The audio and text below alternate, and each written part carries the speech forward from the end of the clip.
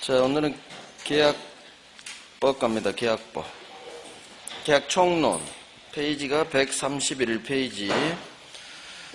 131페이지 오른쪽. 첫 번째, 약관이란 게 있습니다. 약관은 잘 안 나오고 작년에 한 문제째로 나왔어요. 올해는 안 나오겠죠. 한 10년은 안 나올 거예요. 원래 잘 안 나오는 놈이 나왔어요. 자, 한번 쭉 읽어드릴게요. 1번, 약관. 약관이라는 게 뭘까요? 보험 들 때 약관 다 있죠? 우리 많이 경험해요. 회사가 다수의 우리 고객들을 상대로 계약 조건을 부동문자로 박아놔버려요. 그래서 우리는 거기에 계약 조건에 대해서 구속됩니다. 그러면 1번, 약관이 우리를 구속하는 근거가 뭐냐? 약관 자체가 법은 아니에요. 법이 아니라 내가 사인해서, 내가 거기에 사인하죠. 그래서 회사와 우리 고객 사이, 국민 사이의 당사자 사이의 약관을 계약 내용에 포함시키기로 합의했기 때문에 약관은 우리를 구속하는 거예요. 계약 당사자를. 그래서 합의가 근거지 법이어서가 아니다. 여기 있는 내용은 예전에 26회 때 나왔는데 26회 때 나오고 작년 32회 6년 만에 나왔죠. 다 그 전에 예전에 또 한 번 나온 적이 있어요. 기출이 30년 동안 2번 나왔어. 2번. 즉 15년에 한 번씩 나온 애예요. 15년에 한 번인데 작년에 나왔으니까 앞으로 10년은 남았어요. 그래서 여기 있는 것 중에 나와요. 앞으로 또 나온다고 하더라도. 자, 2번. 이것만 한번 쭉 읽고 이해하고 영원히 보지 마세요. 시간 끝날 때까지. 오늘만 듣고 공부할 가치가 없어요. 이런 거 하는 거 아니에요. 할 거 많아요. 자, 2번. 그러면 약관 작성자는 회사를 말하는 은행이라고 생각하세요. 우리가 은행 또는 보험회사랑 계약했다. 내가 보험 가입했다 생각하세요. 그러면 약관을 작성하는 사람은 그 회사인데 보험회사는 약관에 있는 중요한 내용을 우리한테 명시해주고 설명할 의무가 있어요. 명시하고 설명해줘야 돼요. 그래서 여러분들 자동차 보험 가입할 때 전화로 가입할 때 그 콜센터 여직원이 막 알려주죠. 그게 중요사항 설명하는 거예요. 이 약관 규제에 관한 법률이 있거든요. 그래서 얘는 원래 시험에 나오면 안 돼요. 왜? 약관 규제법이 민법이 아니거든. 그러니까 저는 안 나올 줄 알았더니 작년에 나왔더라고. 출제위원이 생각이 없어. 우리 시험 범위인지 아닌지를 몰라요, 애들이. 대학 교수가. 그래서 명시 설명 의무 있다. 자, 기억. 따라서 만약에 회사가 약관 내용을 명시하지도 않고 약관 주요 내용에 대해서 우리한테 설명도 하지 않고 계약을 막 받아요. 그러면 이 약관은 우리 계약 내용이 되지 않아요. 그래서 반드시 걔들은 그래서 설명하는 거예요. 이런 것 때문에. 자, 니은은 별 3개예요. 자, 아주 중요해요. 자, 약관에 1조부터 30조까지 있다. 30개 조문이 있다. 이 약관 내용이 그런데 가만 보니까 우리 법에 있는 걸 그냥 다시 또 약관에 넣었어요. 이걸 법에 정해진 것을 되풀이했다. 또는 부연 설명하는 약관 조문이다. 그러면 설명 의무가 없어요. 그래서 법에 이미 되어 있기 때문에 이와 같은 약관 조항은 설명 의무 없어요. 그대로 나오니까 꽤 중요해요. 얘는. 약관 내용이 이미 법에서 정해진 것을 되풀이 또는 부연 설명 이런 말이 나오면 설명 걔들 안 해도 돼요. 법은 알아야 되기 때문에 그래요. 설명 뭐 없어요. 자, 뭐 이것은 안 중요하고요. 3번 별 하나. 자, 약관 해석이에요. 그러면 약관 조문에 대해서 회사, 보험회사하고 우리 고객 사이에 다툼이 있을 수 있잖아요. 그럴 때 어떻게 해석하느냐. 해석의 원칙이 있는데 첫 번째, 객관적, 통일적으로 해석을 해요. 세트죠. 객관적으로 해석한다. 맞는 지문. 주관적 해석한다. X지문. 주관적으로 해석하면 안 되죠. 항상 내심이 의사 주관 나오면 X라고 했어요. 항상 객관적으로 결정, 객관적으로 해석, 통일되게 해석해야겠죠. 회사가 갑한테는 좋게 해석해주고 을한테는 아주 안 좋게 해석하고 이딴 식으로 해석하면 안 돼요. 통일적으로. 모든 고객한테 통일적으로. 자, 이게 작년 32에 나왔죠. 이게 정답 지문이었어요. 약관 해석할 때 주관적으로 해석한다. X.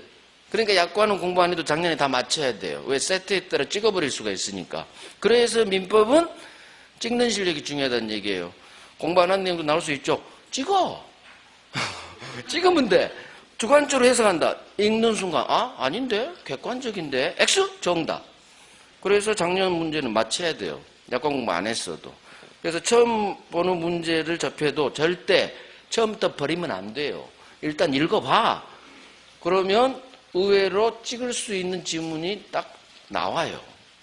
근데 읽어봤는데 하나도 모르겠어. 답을 못 골라. 그러면 동그라미하고 버려버리는 거예요. 그때는. 물음표가 한 3개 나올 때. 자, 기억. 그 다음 두 번째 해석. 당연히 약관 내용이 불명확해요. 그러면 회사한테 유리하게 해석해요? 우리 고객한테 유리하게 해석해야 될까요? 고객한테 유리하게 해석하는 거예요. 그래서 작성자에게는 불리, 고객에게는 유리 이렇게 해석하면 말이 되죠? 말 돼요.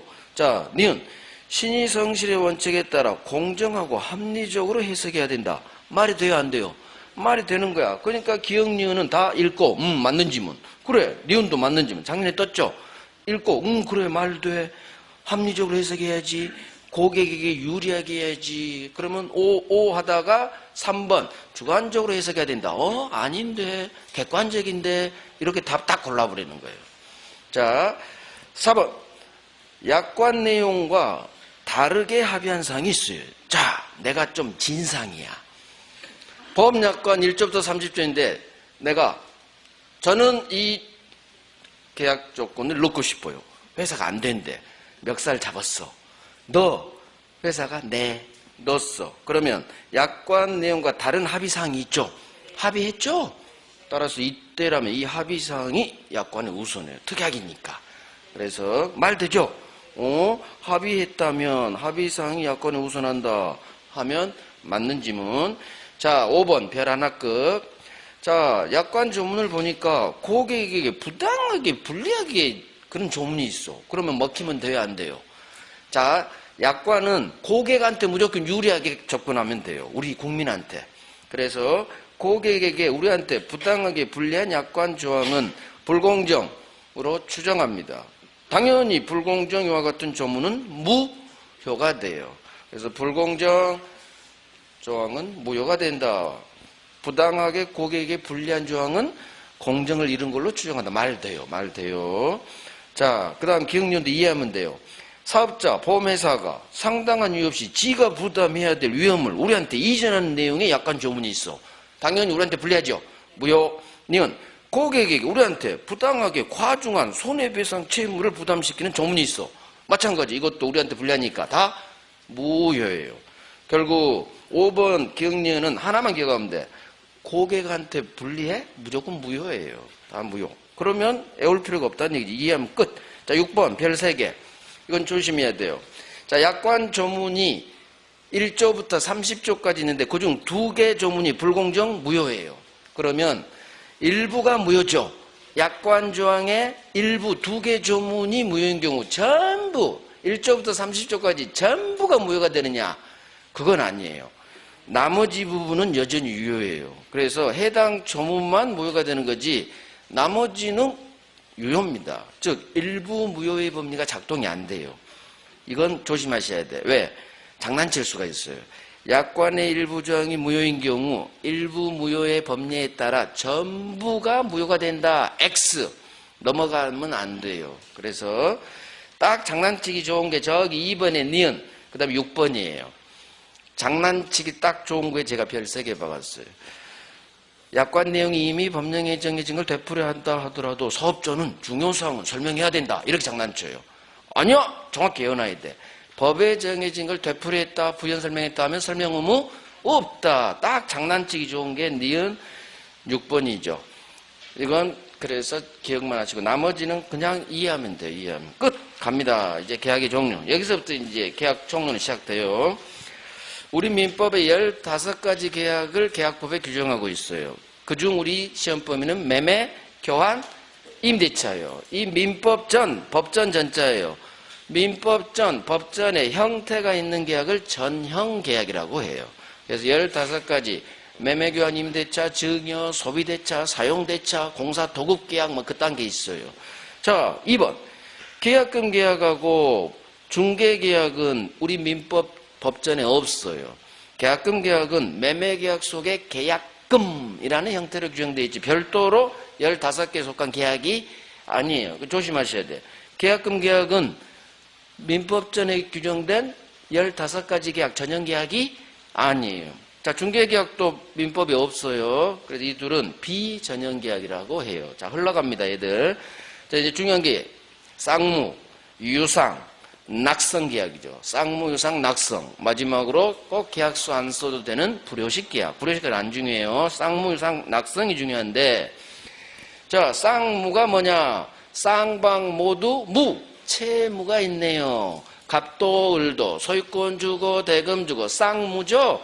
대가적 채무. 편무는 뭐냐? 잠깐만 봐봐. 한쪽 편만 무, 채무가 있죠? 그래서 증여계약. 증여는 갑만 소유권 줄 채무 있죠. 을은 반대급부가 없죠. 그래서 한쪽 편만 채무 있다. 편무. 자, 그러면 편무계약은 당사자 한쪽만, 일방만이 채무 부담. 그렇지, 편무. 또 설사 쌍방 채무가 있다 하더라도 얘들 채무가 상호 결련관계, 결련성, 대가성이 없대요. 대가성이 없으면 편무로 들어가 버려요. 그래서 쌍방 채무가 있다고 해서 100% 쌍무가 되는 게 아니라 대가성이 있어야 돼. 결련관계. 그래서 쌍무가 저기 있죠.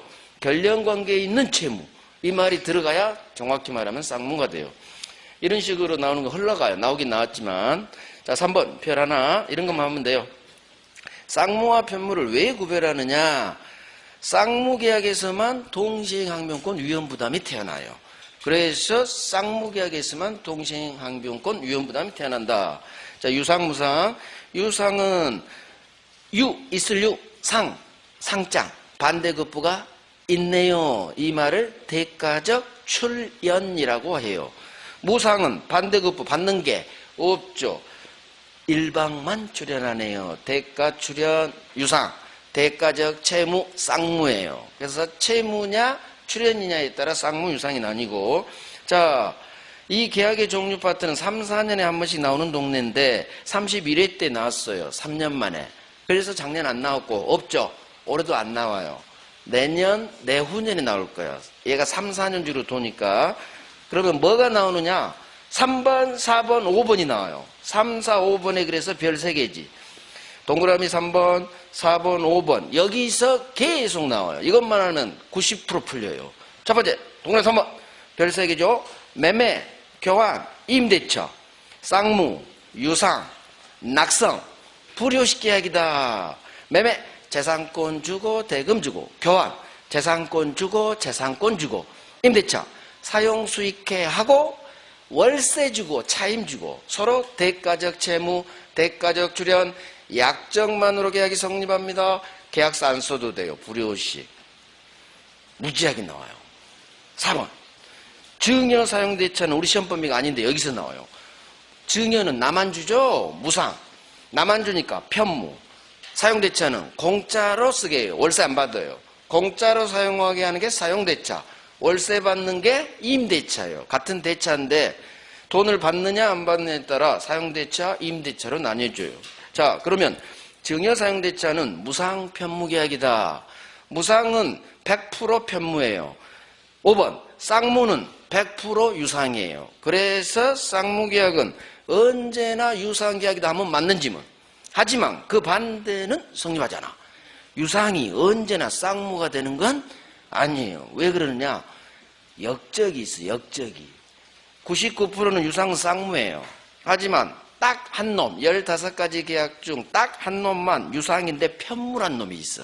그래서 반대는 성립하지 않는 거예요. 그러면 시험은 주로 앞이 나와요. 쌍무는 언제나 유상계약이다 하면 맞는 지문. 그래서 순서를 항상 읽을 때 유상, 쌍무 읽지 말고 쌍무, 유상, 낙성 이렇게 읽으라는 얘기예요. 그러면 쌍무, 유상 우리가 이렇게 공부하잖아요.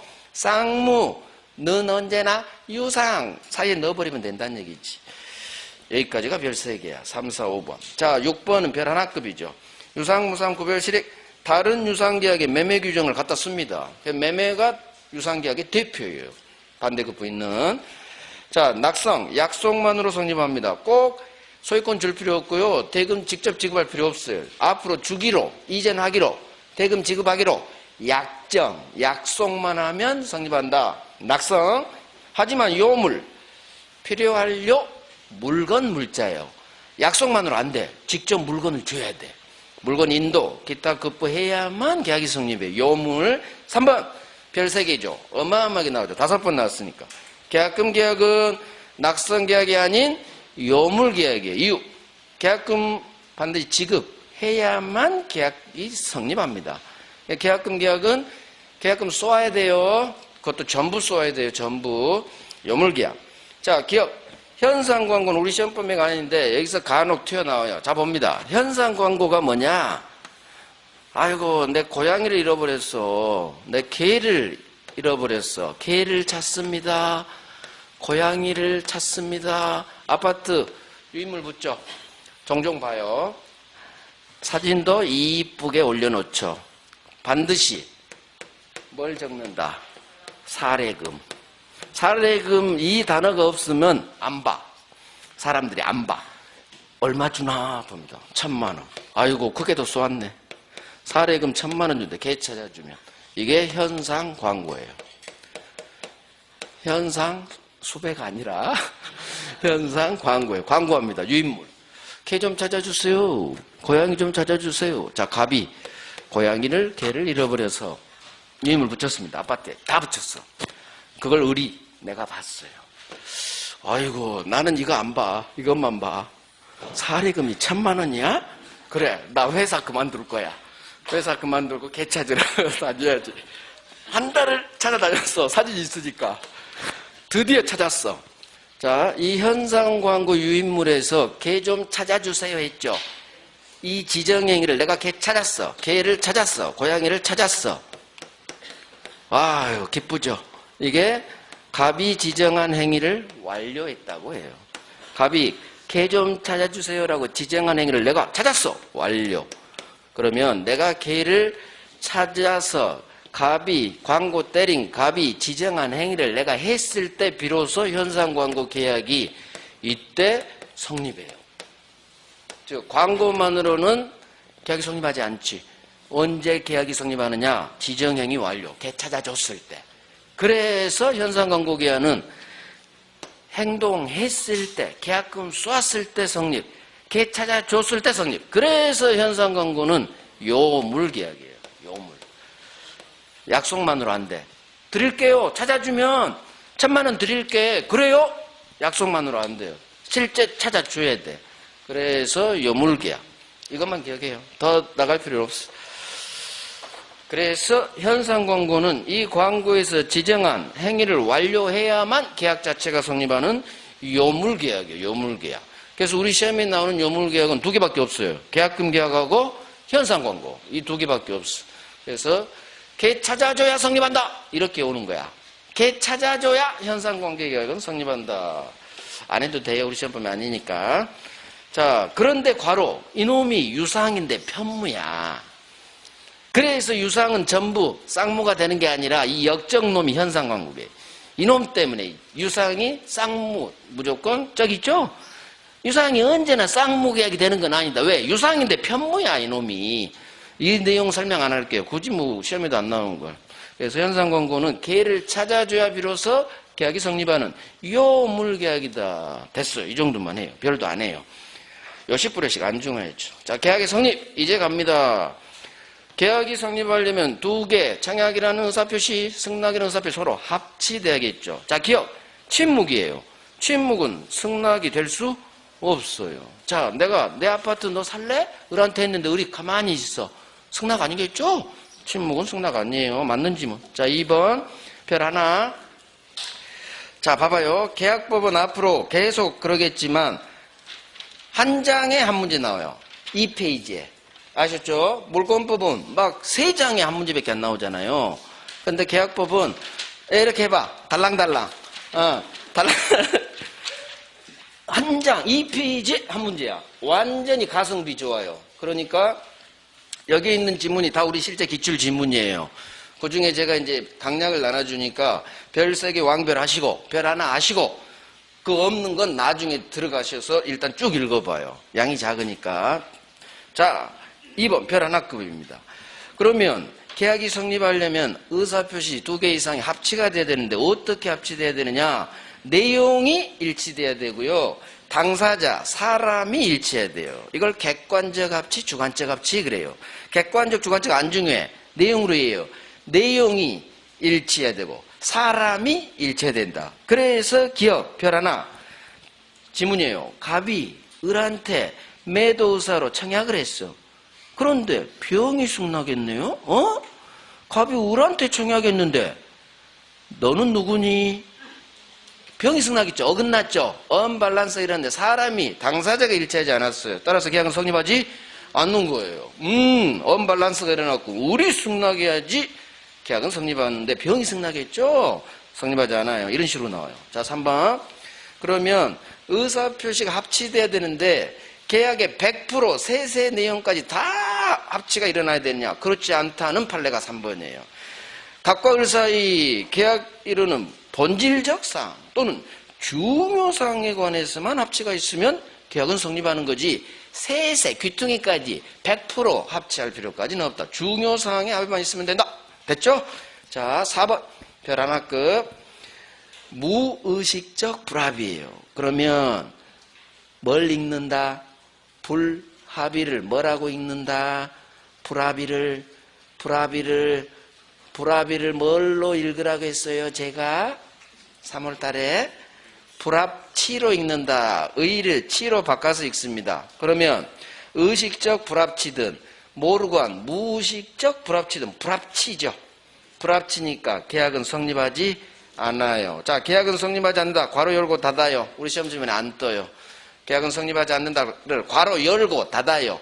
중간을. 우리 시험 주면 안 떠. 우리 시험 주 이렇게 떠요. 무의식적 불합의 경우 차고 취소할 수 있는지 없는지 이렇게 바로 들이대. 우리 민법은. 그러면 가운데 있는 괄호 열고 닫는 계약은 성립하지 않는데 머릿속으로 계산해야 돼. 뭘 가지고? 불합치를 가지고. 불합치구나. 아하, 불합치는 계약이 불성립이구나. 계약이 성립조차 않으면 무효 취소 문제는 발생하지 않는구나. 따라서 지가 무의식적 몰라서 그랬다고 착오를 이유로 취소할 수는 없겠구나. 불합치는 불성립, 성립하지 않으니까 무효 취소 문제는 발생하지 않는다. 총칙이죠? 총칙 문제야, 총칙. 그래서 이런 식으로 불합의가 나오면 의식적 불합의도 시험에 이거 나와. 무의식적. 그러니까 착오란 말이 연결되니까. 불합치, 성립하지 않아. 불성립, 끝. 무효 취소 문제는 발생하지 않는다. 무효 취소 규정 작동되지 않는다. 착오 취소할 수도 없다. 이런 건 난이도 최하예요. 아, 최하까지는 아니네. 머리 써야 되니까 죄송해요. 말 잘못했어요. 쉬운 질문 아니에요. 자, 자주는 안 나오니까 별 하나급이요. 자, 이제 본격적으로 청약 승낙과입니다. 청약 의사표시입니다. 의사표시는 법률 요건을 구성하는 개개사실, 법률 사실입니다. 이런 건 안 나와요. 자, 2번 별 3개. 청약은 승낙만 있으면 계약이 바로 성립해야 되는 구체적이고 확정적 의사표시해야 돼. 그래서 기업, 갑이 매매 대금을 확정하지 않고 청약했대. 얼마인지 안 정하고 을한테 청약했다고? 청약 아니에요. 청약이 되려면 매매 목적물, 대금, 구체적이고 확정해서 청약이야, 청약이에요. 근데 대금 확정 안 했죠? 따라서 청약 아니다. 맞는 지문. 3번 별 하나급 아파트 분양 광고예요. 자, 이거 청약이다, 아니다? 광고는 청약이 아니에요. 광고인데 광고 보고 우리가 들이대야지 청약을. 그래서 우리로 하여금 청약을 하도록 유도하는, 꼬시는, 청약을 하도록 유인하는 청약 유인이라고 해요. 청약이 아닌 청약 유인이에요. 그래서 광고가 나오면 이 광고 보고 우리가 청약 들어가죠. 청약 유인이다. 작년에 나왔네요. 뭐 쉽죠. 4번 청약은 특정인이 해야 돼요. 특정인이. 하지만 청약할 때 청약자가 누굽니다. 홍길동입니다. 청약자가 반드시 누구인지 명시돼야 할 필요는 없어요. 자, 이 말이 무슨 말이냐? 청약자가 청약할 때 반드시 명시돼야 할 필요는 없다. 특정인이 해야 되긴 하지만 명시될 필요는 없다. 이렇게 훈련하면 돼. 중요하진 않지만. 무슨 말인가 하면 자판기, 제 청약이에요? 청약 유인이에요? 자판기. 커피 자판기. 청약이다, 청약 유인이다. 자판기 청약이요. 청약. 밑에 이제 5번 가요. 불특정 다수인에게 청약하는 자판기 있죠? 그러면 저 자판기 청약하고 있는데 저놈 자판기 주인이 누군지 여러분들 알아요? 적혀 있어? 안 적혀 있어요. 즉 특정인이 청약은 해야 되지만 청약하는 놈이 누구인지 반드시 명시될 필요는 없어요. 우리는 자판기 주인인지 누구인지 궁금해요? 안 궁금해요? 하나도 안 궁금해. 그냥 커피만 뽑아 먹으면 돼요. 그래서 그 말이에요. 청약자가 명시되어야 하는 것은 아니다. 누군지 몰라도 된다. 그거예요. 됐고요. 5번 왕별. 청약 상대방입니다. 청약은 오른쪽부터 읽어야 돼. 지나가는 불특정 다수인을 상대로 청약 가능합니다. 이게 자판기예요. 커피 자판기. 그래서 지나가는 불특정 다수인을 상대로 청약 가능합니다. 효력이 있다로 끝나요. 따라서 왼쪽 질문이 나와요. 따라서 청약할 때 청약의 상대방이 꼭 특정되어 있을 필요는 없다. 즉 불특정 다수인도 가능하다. 같은 말이에요. 오른쪽으로 더 잘나고 왼쪽도 나와요. 그래서 청약 상대방이 특정되어 있을 필요는 없다. 이런 지문이 어려운 지문이에요. 그러면 머리 써야 돼. 그렇지. 불특정 다수인도 청약 상대방이 되니까 맞는 지문. 이런 식으로. 왕별이에요. 어마어마하게 나와요. 불특정 지나가는 다수인 청약 가능합니다. 왜? 승낙은 안 되거든. 그래서 그 두 놈하고 막 장난쳐요. 왕별. 자, 청약이 효력 발생. 이 동네는 1번부터 5번 동네는 우리 민법 총칙 의사표시 있죠. 그 동네예요. 1번. 격지자 간의 계약에서 자, 청약은 청약 통지가 상대방에게 도달한 때 효력 발생하죠. 상대방이 있는 의사표시. 청약을 의사표시를 읽어버리면 돼요. 도달주의. 5. 2번 별 하나. 3번 별 하나. 자, 의사표시니까 도착해서 효력이 발생했다면 이제는 나는 철회하지 못한다. 그렇지. 3번. 하지만 아직 상대방이 도착하기 전이라면 철회할 수 있다. 자, 기억은 뭐냐? 아직 우리 기출 아니에요. 해봅니다. 상대방이 도착했어. 그러면 원래 철회 못하죠. 2번에 따라 도착하면 효력 발생하니까 철회 못하는데 예외가 있어요. 상대방이 이 경우 철회하라고 동의해줬어. 그러면 동의가 있으면 철회할 소수로 가요. 철회할 수 있다. 그 다음 애초에 갑이 청약할 때 난 나중에 마음 바뀌면 이 청약 철회할게요 라고 철회권을 유보한 상태에서 청약했어요. 그러면 사전에 철회권을 유보하고 청약했다. 그러면 소수로는 무조건 긍정으로 끝나 할 수 있다로. 왜? 미리 유보해 놨으니까. 그래서 상대방이 동의했다면 철회할 수 있다로 끝나고요. 사전에 철회권을 유보했다. 이 단어가 뜨면 철회할 수 있다로 끝나요. 그래서 이해하면 돼요. 자, 4번 왕별이죠.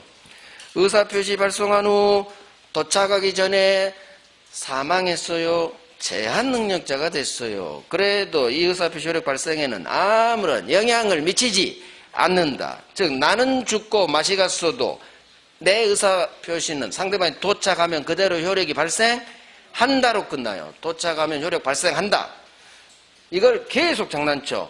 사망하면 의사표시는 효력을 상실한다. 이렇게 X. 무조건 도착이라는 두 글자가 뜨면 효력 무조건 발생해요. 죽든 맛이 갔든. 어마어마하게 나와요. 총칙에서 5번, 여기서 5번 나왔어. 그것도 정답 지문입니다. 얘는 정답 지문이야. 정답 지문. 5번 별 하나. 상대방이 제한 능력자라면 나는 이놈한테 대항할 수 없을 거고, 단 법정되지 않았다면 대항할 수 있을 거고. 그래서 의사표시 동네에서 다 한 거예요. 자, 청약의 존속기간 한 장 넘겨봐요. 2번, 3번부터 해야 돼요. 2번, 3번이 별 하나 하시고, 자, 갑이 을한테 내 아파트 살 거야? 청약합니다. 청약할 때는 방법이 두 가지가 있어요. 이달 말까지 답 좀 해줘. 승낙기간을 정하면서 청약할 수도 있고. 3번, 그냥 너 내 아파트 살래? 특별히 승낙기간을 정하지 않고 할 수도 있어요. 즉 청약은 승낙기간 이달 말까지 살지 말지 알려줘. 승낙기간을 정할 수도 있고 승낙기간을 정하지 않을 수도 있어. 그러면 계약이 성립하려면 승낙기간을 정한 청약의 경우 반드시 갑이 정한 5월 30일 안에 의뢰 승낙이 들어와야 돼요. 도착해야 돼. 그래야 계약이 성립해요. 따라서 청약자가 그 기간 내 상대방 을로부터 승낙 통지를 받지 못했다면, 이 말이 무슨 말이요? 안 들어왔다는 얘기지. 5월 30일 안에. 그러면 청약이 실효해서 계약은 성립하지 않아요. 그래서 이 점 그대로 나오니까 그 기간 내 승낙 통지를, 자, 받지 동그라미 하시고, 받지 도달로 나와야 돼요. 발송하지 않는 이렇게 장난친 적도 있어. 발 나오면 무조건 X예요. 들어와야 돼. 도착해야 돼요. 그런데 도착을 하지 않으면 받지 못했다면 청약은 주어 효력을 잃는다. 소수로 청약이 실효. 그 결과 계약은 성립하지 않아요. 그래서 계약이 성립하려면 반드시 갑이 정한 승낙기간 안에 의뢰 승낙 통지가 들어와야 돼. 들어오지 않으면 연착돼서 계약은 성립하지 않아요. 자, 3번은 기간을 정하지 않고 청약할 수도 있죠. 그러면 그 기간 단어가 상당한 기간 내에 이렇게 바뀔 뿐이에요. 나머지는 똑같아요. 상당 기간 내에 받지 못하면 효력을 잃는다. 자, 그래서 앞으로 가요. 앞으로 1번. 이 지문이 떴다고 해봐요. 청약할 때 반드시 승낙기간을 정해야 하는 것은 아니다. 이게 우리 실제 기출지문이에요. 그러면 뭔 소리지야, 뭔 소리지. 응용지문이에요, 이런 게. 응용지문. 어려워요. 그러면 생각을 해야 돼. 민법은. 특히 계약법은 생각해야 돼요. 단순한 지문이 아닌 이렇게 응용지문이 꽤 뜨는 게 계약법의 특성이에요. 자, 청약할 때 반드시 승낙기간을 정해야 하는 것은 아니다. 이걸 들으면 머리를 써야 돼. 응용지문이라. 그렇지. 청약할 때 승낙기간 정할 수도 있고 안 정할 수도 있으니까 좀 전에 배웠듯이 그게 떠올라야 이걸 해결돼요. 승낙기간을 정할 수도 있고 안 정할 수도 있으니까 반드시 꼭 정해야 할 필요는 없다면 맞는 지문. 반드시 정의한다? X지문인 거예요. 그래서 2번, 3번 다음 표지를 통해 이걸 해결하는 이건 난이도 상지문이에요. 난이도 상지문. 그래서 별을 안 해요. 별을. 자, 2번, 3번을 확실히 가지면 해결이 될 거니까. 자, 갑니다. 이제 승낙 갑니다. 마찬가지 의사표시, 법률 사실. 자, 동그라미 2번. 청약 수령자, 을에게 승낙해야 될 의무, 회답, 답해줘야 될 의무, 이딴 거 없어요. 그래서 승낙해야 될 의무, 승낙 의무, 회답해야 될 의무, 회답 의무, 이딴 거 없다. 3번, 별 3개. 청약자가 이렇게 청약합니다. 너 이달 말까지 내 청약에 아무런 이의를 하지 않으면 승낙한 걸로 볼 거야? 라는 뜻을 청약할 때 갑이 을한테 표시했어. 그럼 을은 기분 좋아요, 나빠요? 이 편지 받으면 기분 좋아요, 나빠요? 기분 좋으면 그 사람이 또라이 기질이 있는 거지. 기분 나빠야 돼. 아니, 네가 뭔데? 내가 이해하지 안 해도 막 승낙한 걸로 보는 거야. 이 나쁜 놈. 걔 무시하면 돼요. 따라서 이런 편지가 왔다 하더라도 이거 상대방 을을 구속하지 않아요. 그래서 기억 연결됩니다. 같이 별 3개. 따라서 이 편지에 대해 상대방 을이 아무런 답을 안 해도 절대 계약은 성립하지 않아요. 그래서 갑이 말한 대로 이달 말까지 이의 제기하려면 승낙, 계약 성립하느냐? 안 먹혀, 안 먹혀. 그래서 아무런 답이 없어도 절대 계약은 성립하지 않는다. 같이 나와요. 본문으로도 나오고 기억으로도 나오고. 자, 4번 왕별. 승낙은 반드시 자기한테 청약한 청약자 갑한테 합니다. 따라서 지나가는 불특정 다수인에 대한 승낙은 있을 수가 없어요. 이게 아까 청약 상대방과 다른 점이에요. 그래서 승낙은 갑한테 해야지. 지나가는 사람한테 5개 살게 하면 그 사람은 무슨 소리인지를 모르겠죠. 이해하시라는 얘기예요. 왕별이에요. 4번은 아까 청약의 상대방과 승낙의 상대방이 완전히 반대니까 장난 잘 쳐요. 자, 조건이나 변경 가능 승낙. 1번 승낙할 때 을은 갑이 청약한 청약 내용 그대로 해줘야 돼. A 건물, 대금은 O. 그대로 승낙해야 내용 일치가 일어나죠. 그래야 계약이 성립해. 그런데 을이 이렇게 승낙했죠. 5억 비싸. 4억. 4억이면 살게. 이게 바로 갑의 청약에 조건을 붙였거나 변경을 가한 승낙이에요. 조건이나 변경을 가하면 이거 승낙이에요? 승낙 아니에요? 승낙 아니에요. 승낙이 되려면 그대로 해줘야 되니까. 따라서 이거 갑청약, 5억 청약, 거절과 동시에 지가 4억이면 어때? 하고 지가 새로 청약한 걸로 본다. 2번 왕별. 11번 나왔어. 11번. 이 파트에서 가장 많이 나온 게 2번이에요. 그래서 외우라고. 애워요. 11번 나왔는데 애우고 싶은 생각이 들어요, 안 들어요? 들어야지. 그래서 1번 같이 해야 돼. 1번하고. 승낙할 때는 그대로. 이거부터 시작해야 돼. 그대로. 따라서 조건이나 변경을 가해 승낙했다고 그 승낙 아니에요. 갑청약 거절과 동시에 지가 새로 청약한 걸로 본다. 이렇게 정확히 이어줍니다. 자, 연착된 승낙. 자, 1번. 갑이 이달 말까지 갔다부터 알려줘. 살지 말지. 자, 5월 31일 안에 들어와야 된다고 했어요. 따라서 을이 보낸 승낙 통지가 갑이 정한 승낙 기간이 지난 후 5월 31일 넘은 6월 2일 날 도착했다. 연착됐다고 하고. 그러면 기간 안에 못 들어왔기 때문에 계약은 성립하지 않아요. 왜? 저기 청약이 실효해서. 결국 계약이 성립하지 않아요. 하지만 2번, 1번, 2번 별 3개. 하지만 갑 입장에서는 편지가 이틀 늦었지만 결국 우리 지하아파트 산다는 거야. 따라서 갑 입장에서는 우리 법이 갑을 위해서 이와 같은 연착된 승낙을 청약자 갑이 새 청약으로 볼 수 있다. 이 조문이 있어요. 연착된 승낙은 새 청약으로 볼 수 있다. 이 조문이 3번 났어. 3번. 따라서 이 승낙을 청약으로 봐서 갑이 여기에 다시 승낙을 해버리면 계약은 성립한다. 그래서 1번, 2번 아주 잘 나오니까 계속 훈련해요. 자, 3번은 별 하나 하시고 세 번째 줄 괄호가 사고로 인한 연착이죠. 지금 1번은 통상적인 연착이에요. 늦게 보내서 넘었지. 하지만 이건 주인적 보냈어. 근데 우체국 사정으로 편지가 미국 갔다가 돌아오느라고 사고로 연착됩니다. 그러면 우리 시험은 사고로 연착 이 단어가 절대 안 뜨고 법조문 그대로 첫 번째 줄이 떠요. 자, 첫 번째 줄을 이해를 하셔야 돼요. 봅니다. 의리 보낸 승낙통지가 승낙기간, 갑이 정한 승낙기간 지난 후 도착했어. 그럼 연착이에요.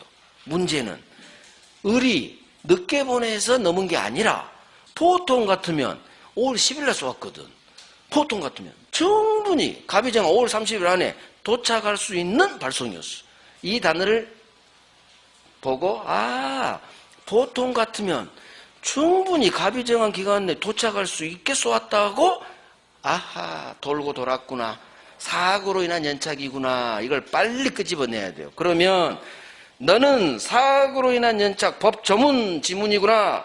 그러면 우리 법조문 이렇게 규정돼. 이 경우 사고로 돌고 돌아서 승낙기간 넘어서 도착한 사고로 인한 연착의 경우에는 법 조문이에요. 청약자는 지체 없이 상대방 을에게 연착 통지해라. 이렇게 법조문을 해놨어요. 연착 통지합니다. 그러면 연착 통지를 해버린 순간 연착 사실이 확정됩니다.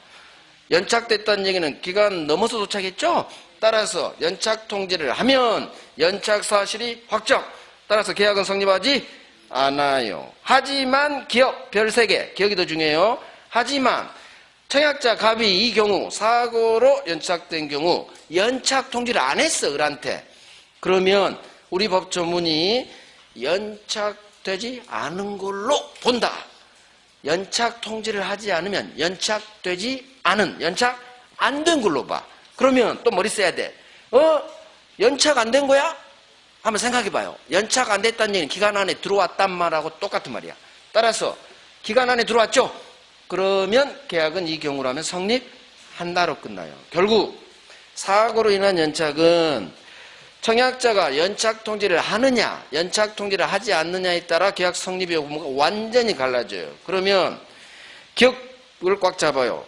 연착 통지를 안 했어, 이 경우. 그러면 연착 안 된 걸로 본다. 이 법조문을 외우라는 얘기예요. 연착 통지를 하지 않으면 연착 안 된 걸로 본다. 그 다음 머리 써요. 그러면 연착 안 됐어? 그러면 늦게 도착이 아니니까 기간 안에 들어왔네. 기간 안에 들어왔으니까 계약은 성립하겠네. 성립하겠네. 별 3개. 자, 오른쪽. 격지자 간의 계약은 언제 성립하느냐? 왕별. 격지자 간의 계약은 편지로 왔다 갔다 하는 계약을 격지자 간의 계약이라고 하고, 을이 갑한테 승낙 통지를 발송한 때 성립합니다. 그대로 외웁니다. 발송에 동그라미 빵 해놓고 이 발송을 도달로 계속 장난쳐요. 그래서 격지자 간의 계약 성립 시기예요. 승낙 통지 발송한 때. 이것도 외워주셔야 돼요. 정답 지문이에요. 자, 의사실현은 뭐냐? 동그라미 1번에 별 하나 하시고 청약자의 의사표시나 이렇게 시작돼요. 또는 관습에 의하여 승낙 통지가 특별히 필요하지 않아. 자, 이런 경우 계약은 언제 성립하느냐? 승낙 의사표시로 인정된 어떤 사실이 있는 때, 동그라미 있는 때, 사실이 있는 때 성립합니다. 즉 묵시적 의사표시예요. 행동을 통해 승낙 의사표시 있는 걸로 간주하는 의사, 속마음 의사를 제목이 실현이죠. 이게 행동을 통한 묵시적 의사표시 법조문이에요. 그러면 이 말이 무슨 말이냐? 특별히 승낙 의사표시가 필요하지 않은 이 경우에는 행동을 한 때 승낙의사표 인정된 어떤 행동, 사실의 행동이에요. 어떤 사실이 있는 때, 행동한 때 계약이 성립한다는 얘기예요. 이 지문을 읽는 순간 무슨 단어가 생각나야 돼요? 오뎅 먹었을 때. 제발 그것 좀 생각해봐. 오뎅 먹었을 때 계약이 성립해요. 오뎅 계약이. 아줌마가 안 때가 아니야. 내가 오뎅 먹은 거 1분 후에 아줌마가 알았죠. 안 때로 장난쳐. 있는 때를, 이 사실을 안 때 성립한다. 이렇게 장난쳐. 정답 지문으로. 그러니까 오뎅 먹었을 때 성립하는 거지. 아줌마 안 때 X. 있는 때. 자, 교차청약 1번 별 3개. 아주 잘 나와요. 8번 나왔어요. 얘도. 당사자 간에 동일한 내용의 청약이 상호 교차됩니다. 같은 내용의 청약이 교차되는 거야. 갑이 을한테 너 내 아파트 5개 살래? 을이 갑한테 네 아파트 5개 나한테 팔래? 같은 내용의 청약이 교차됐어. 그러면 승낙은 없어도 내용이 같죠? 따라서 이 경우라면 양청약이 상대방에게 도달한 때 계약 성립하는 걸로 봐요. 내용이 같으니까. 승낙 없이 계약이 성립하는 거예요. 그래서 교차청약의 경우에는 어디를 봐야 되냐? 도달에 동그라미 빵 하시고 도달을 발송으로 계속 장난쳐요. X, 양청약이 상대방에 도달한 때 성립합니다. 발송이 나온 건 저기밖에 없어. 격지자 간의 계약 성립 시기. 저기만 승낙통지 발송이고 나머지 어디도 발자가 나면 무조건 X지문이요. 받지. 왼쪽 2번, 3번도 받지로 끝나야 돼. 받지. 교차청약도 도달로 끝나야 돼요. 자, 혹시나 양청약 2번 동시에 같은 날짜에 도착하지 않았어. 그럼 당연히 나중, 후 청약이 도달한 때 성립하겠죠. 자, 이렇게 해서 청약 승낙 끝났어요. 그러면 진짜 한 장밖에 안 되죠? 한 문제. 계약 체결상 과실 책임은 잘 안 나와요. 청약 승낙보다. 열에 8번이 청약 승낙 나오고 열에 한 2번만 계약 체결상 과실 책임이 나와요. 자, 그런데 계약 체결상 과실 책임이 꽤 어려워요. 계약 체결상 과실 책임이 꽤 어려워요. 자, 딱 3개만 외웁니다. 계약 체결상 과실 책임은 딱 3개만. 무조건 외우면 안 되고 이해를 해야겠죠. 계약 체결상 과실 책임. 이놈이 어디에서 문제되는지를 먼저 외워야 돼요. 갑을이 매매를 했죠. 건물. 5월 1일자. 자, 계약했어요. 계약은 성립한 걸 전제로 합니다. 계약서 사인했어. 그런데 갑은 매도인으로서 소유권 넘겨줄 채무가 있는데 알고 보니까 아이고 이 건물이 한 달 전에 이미 날아가 버렸네. 계약 체결 전에 이미 멸실했네. 그러면 건물이 사라졌기 때문에 소유권도 사라지고 소유권 이전 채무는 불능. 불능인데 태초부터 불능. 원시적 불능. 자, 계약 체결상 과실 책임은 여기서 나와요. 그래서 이걸 먼저 외웁니다. 원시적 불능에서 계약 체결상 과실 책임이 나온다는 거. 완전히 중요해요. 자, 이 원시적 불능의 경우 이 매매계약은 유효해요? 무효해요? 원시적 불능은 무효, 후발적 불능은 유효. 그런 걸 외워야 돼. 원시적 불능은 무효. 자, 그런데 이제 을 입장에서 생각해봐요. 아니 고생해서 건물 매매계약서 사인했는데 건물이 날아간 거야. 그러면 열 받아요, 안 받아요? 당연히 열 받지. 그래서 이 경우 상대방 을이 매도인 갑에게 책임을 묻는 제도예요. 이게 계약체결상 과실책임이야. 그러면 계약체결상 과실책임은 원시적 불능에서 나온다는 거. 하나 외웠어. 두 번째, 책임 물으려면 을은 보활같이 건물이 이미 날아간 사실 몰라야 돼요. 선이면 안 돼. 과실까지 없어요. 선이 무과실이어야 돼. 그래서 책임 물으려면 이 단어에서 상대방 을은 책임 물으려면 선이 무과실일 걸 이걸 이제 외워야 돼요. 2개를 외웠어. 원시적 불능에서 나온다. 책임 물으려면 선이 무과실이다. 그러면 얘가 선이 무과실이었어요. 갑한테 책임 묻습니다. 그럴 때 갑이 나도 몰랐어. 미안해. 건물 날아간 나도 몰랐어. 그럼 책임지잖아요. 왜? 잘못 있을 때 책임지니까. 그래서 책임져야 될 갑은 무조건 책임지는 게 아니라 과실, 잘못이 있어야 돼. 따라서 이 사실 알았거나 알 수 있었을 경우에만 책임지는 거예요. 그래서 과실 책임이니까 잘못 없으면 책임 안 지는 거예요. 그 과실이 어떤 형태로 나오느냐? 이미 날아갔다는 사실을 알았거나 또는 몰랐지만 선의과실, 알 수 있었을 경우. 결국 계약체결상 과실 책임 이 3개를 외우면 돼요. 원시적 불능일 것. 넘버 원. 넘버 투. 책임을 려면 선의무과실일 것. 넘버 투. 잘못 있을 때만 책임져. 알랄. 원시적 불능, 선의무과실, 책임지려면 과실. 알랄. 원시적 불능, 선의무과실, 알랄. 원시적 불능, 선의무과실, 알랄. 이것만 알면 끝나요. 나머지는 다 흘러가. 하나도 안 중요해. 그래서 원시적 불능. 여기서 하나 더 알아야 돼요. 전부 날아가야 돼. 원시적 전부 불능. 이제 마지막 이것까지 하면 완결이에요. 따라서 이제 여기까지 연결돼. 원시적 일부 불능이다. 즉 수량 부족, 면적이 부족하더라. 30%. 이 경우에는 계약체계상 과실책임 물을 수가 없어요.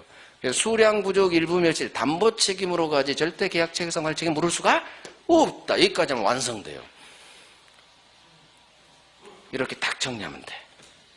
그러면 걱정할 게 없어. 계약체계상 과실책임 1번 별 하나 법조문이에요. 목적이 불능한 계약. 아하, 원시적 불능계약이구나. 이 계약 매매계약 체결할 때 그 불능을 알았거나 알 수 있었을 놈 갑은 상대방 의리 선의무과실인 경우 이 계약이 유효라. 사실은 무효죠. 이 매매는 무효죠. 원시적 불능. 근데 의리 유효라 믿고 지출한 실내익 손해배상이라. 자, 2번 별 3개. 우리 문법은 원시적 불능으로 무효인 경우에만 계약체계상 과실책임 규정하고 대법원도 여기에만 작동시켜요. 그래서 계약체계상 과실책임은 원시적 불능에서만 적용된다. 별 3개. 자, 성립요건 언제 갑은 을한테 책임지느냐. 1번 별 3개. 원시적 전부 불능이어야 돼요. 그래서 건물이 전부 날아가야 돼. 자, 기억 별 3개. 부동산 매매, 토지 팔았어요. 그건 알고 보니까 계약 면적은 1000평이었는데 알고 보니까 700평이야. 30%가 부족해. 실제 면적이 계약 면적이 미달돼요. 즉 수량 부족 일부 멸실이죠. 이 경우에는 담보 책임으로만 해결해야지 끝으로 가요. 계약체계상 과실책임 물을 수가 없어요. 원시적 일부 불능을 이유로 계약체계상 과실책임 물을 수 없어요. 그래서 계약체계상 과실책임은 원시적 전부 불능만 나오고 면적 부족은 담보 책임으로만 해결합니다. 이걸 외워야 돼요. 면적이 부족하죠. 그러면 우리 담보 책임 수량 부족 일부 멸실이 있죠. 그중 수량 부족이야 면적 부족 같은 말이에요. 담보 책임으로만 해결하는 거지 계약체계상 과실책임을 매도인한테 물을 수가 없어요.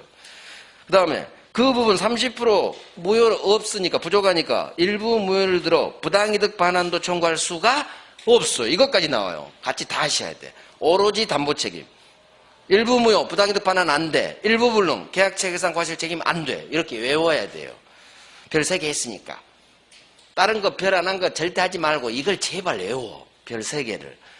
그래서 담보 책임으로만 수량 부족은 해결하는 거지 계약체계상 과실책임도 물을 수 없다로 끝나야 되고 일부 무효, 부당이득 반환 청구도 할 수 없다라고 끝나요. 다 나오니까.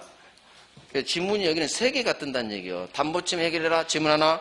일부 무효 부당이득 반환 청구할 수 없다. 지문 둘. 일부 불능을 이유로 한 계약체계상 과실책임도 물을 수 없다. 지문 셋. 이 판례 하나에서 지문 3개가 떠요. 자, 넘어갑니다. 2번 별 하나. RR이에요. 과실이 있어야 책임지니까 이입이 날아갔다는 소리 알았거나 알 수 있었을 경우 RR. 그 다음에 3번 별 셋이죠. 책임 물으려면 선의무과실일 것. 기억하고 같이 해야 돼. 기억 별셋. 따라서 이제 엎어요. 선의무과실 반대가 뭐예요? 선의무과실 반대 RR이죠. 선의무과실 반대는 RR. 따라서 상대방이 RR이라면 책임지지 않는다. 문제는 3번으로도 나오고 기억으로도 나와요. 그러니까 같이 하셔야 돼. 선의무과실을 외우고 기억으로 가야 돼요. 그래서 RR이라면 책임지지 않는다. 그래서 이게 헷갈려. RR이 왼쪽도 나오고 오른쪽도 나오고. 그러니까 본인이 정리하셔야 돼. 정리가 안 되면 내게 안 돼요. 절대. 저는 여러분도 유도 한쪽 그쪽밖에 물가로 끌고만 가지 물을 먹일 수는 없어. 제가 여러분들한테. 물을 먹는 건 여러분이 스스로 정리해야 돼. 시간을 투자해서. 자, 효과. 그러면 어떤 책임을 묻느냐. 1번, 2번 별 하나급. 상대방 의리 이 계약이 사실은 무효인데 유효라 믿고 지출한 비용 이걸 믿을 신뢰익 배상이라고 해요. 그래서 유효라 믿고 받은 손해배상합니다. 자, 2번. 이 실내이익 배상은 계약이 유효함으로 인해 생길 이익에, 이걸 줄여서 이행이익이라고 하는데 이행이익을 넘지는 못해요. 그래서 그대로 외웁니다. 실내이익 배상인데 이행이익을 한도로, 이행이익은 넘지 못한다. 이런 거 흘러가요. 자, 끝났어요. 결국 계약체결상 과실책임은 이거밖에 없어. 중심 잡아요. 언제 나타난다? 원시적 불능. 즉 후발적 불능에는 계약체결상 과실 절대 나오지가 않아요. 이따 이제 위험부담 또 나와. 후발적 불능에서는 나오지 않고 원시적 불능. 그것도 전부 불능. 따라서 면적 부족이다? 안 돼. 하나 해결했어요. 책임 물으려면 선임 무과실 끝. 따라서 알랄이라면 책임 물을 수 없고 책임지지 않고. 그 다음 잘못이 있어야 과실이니까 여기서 끌고 가야 돼. 아, 잘못 있을 때 책임지는구나. 알랄일 때만. 그럼 뭐 또 엎으면 되죠. 선임 무과실하면. 물론 나온 적은 없지만. 알랄일 때. 결국 원시적 불능, 알랄, 선임 무과실. 이 세 개만 하면 끝. 자, 마지막 계약 교섭 과정 중 부당한 중도 파기. 1번 별 3개. 자, 갑과 을 사이에 계약 체결에 대한 신뢰가 형성됐어. 그래서 갑과 을이 한 달간 협의하다가 내일 계약서 쓰기로 했어요. 아, 그런데 전화가 왔어. 갑한테. 을 미안해. 난 내일 계약 안 할래. 정당한 이유 없이 갑이 계약 체결을 거부한 사건이에요. 그러면 을은 기분 좋아요, 안 좋아요? 안 좋지. 신뢰가 형성된 상태에서 정당한 이유 없이 계약 체결을 거부한 사건. 이걸 계약교섭 제목, 계약교섭 과정 중 부당한 중도 파기라고 판례가 단어를 썼어요. 근데 파기가 아니지. 뭐 계약을 체결해야 파기지. 거부죠.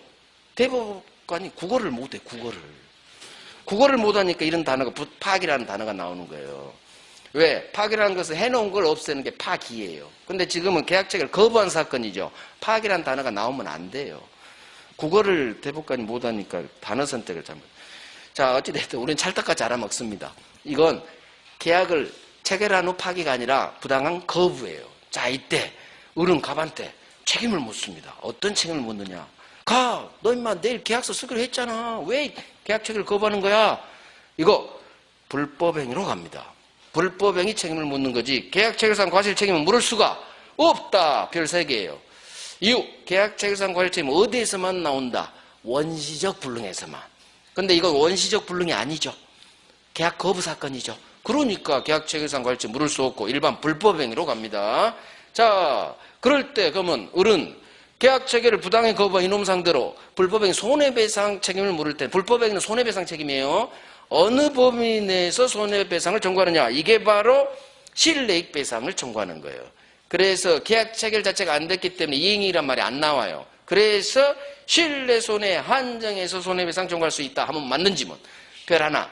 그래서 계약체결상 과실책임 배상액인 실내이익배상 같아서 동네가 여기서 나오는 거예요. 이놈 때문에. 자, 3번, 4번, 5번 다 우리 기출지문이에요. 3번. 그러면 어떤 게 실내이익배상이냐? 그 범위냐? 통상의 계약준비비용 손해배상 청구할 수 있어요. 또 갑이 아직 계약 체결 사인도 안 했는데 상대방 갑의 적극적 요구에 따라 을이 미리 이행이 착수하고 비용이 들어간 게 있어. 그러면 이 비용도 당연히 청구할 수 있겠죠. 왜? 갑이 요구했으니까. 그래서 미리 이행한 거니까 계약도 안 했지만 당연합니다. 4번. 을이 정신적 고통이 야기됐대. 이걸로 인해서. 그러면 정신적 고통 손해를 위자료라고 해요. 정신적 고통에 대한 손해배상도 청구할 수 있다고 합니다. 그래서 위자료 배상도 가능하다. 자, 안 되는 놈이 5번. 자, 입찰인데 경쟁 입찰에 참가하려면 회사 100개가 있다고 해봐요. 그러면 견적서 냅니다. 견적서 작성 비용 돈 30만 원 나왔다고 해봐요. 이거 손해배상 청구할 수 있느냐? 견적서 작성 비용은 모든 입찰 참가자들이 그거 실비입니다. 그건 손해가 아니죠. 100개 회사 중 한 놈밖에 안 되죠? 그러면 100개 회사는 감수하는 거야. 99개 회사는. 내가 안 될 수도 있으니까. 그래서 계약 체결이 좌절될 수도 있는 경쟁 입찰에 참가하기 제출한 견적서 작성 비용은 손해배상으로 청구할 수 없다면 맞는 질문이라는 얘기예요. 그렇지. 입찰에 참가하면서 견적서 작성 비용은 자기가 감수하는 거예요. 그래서 입찰에서 견적서 작성 비용은 손해배상 청구할 수 없다면 맞는 지문. 있다 하면 X 지문이겠죠. 결국 계약 교섭 과정 중 부당한 중도 파악이 나온 우리 시험 지문 전부가 1번부터 5번이에요. 이 중에 정답 좀 하나 깔겠죠. 그럼 중심 잡아요. 1번이 가장 기초예요. 부당 거부한 사건은 불법행위로 하는 거지 계약체결상 과실책임 물을 수가 없다. 이유는 계약체결상 과실책임 오로지 원시적 불능에만 작동시켜요. 대법원도 그렇고 법도 그렇고. 그래서 불법행위. 그럼 손해배상은 얼마? 실내익배상. 왜? 계약이 체결되지 않았으니까. 이행익배상은 언제 나오느냐? 계약이 체결되고 유효한 경우 이행익배상이 나와요. 손해배상은 99% 이행익배상인데 여기서만 유일하게 실내익배상이 나와요. 왜? 계약이 무효니까 원시적 불능으로. 자, 됐어요. 10분간 쉬고 동시행항동.